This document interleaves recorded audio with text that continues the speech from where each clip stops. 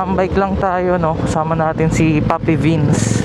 Inaya niya tayo tumambike. Wala naman tayong ginagawa, kaya chill lang. Sabi niya gusto niya daw matry yung luma nating tambucho, yung AR na shorty.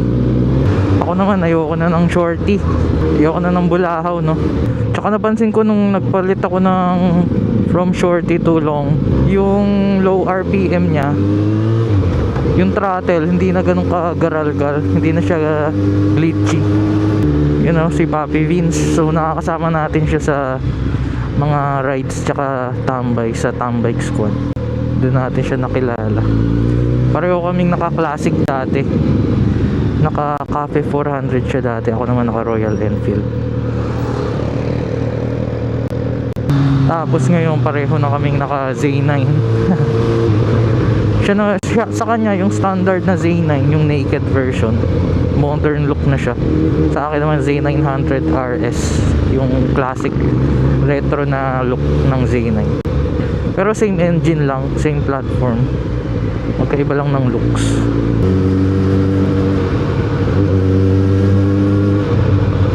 So meet up place Shell Tabang. Sana may iba pang sumunod.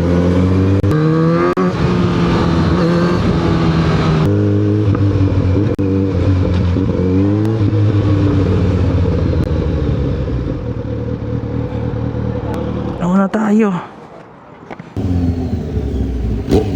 Walang nakakabit.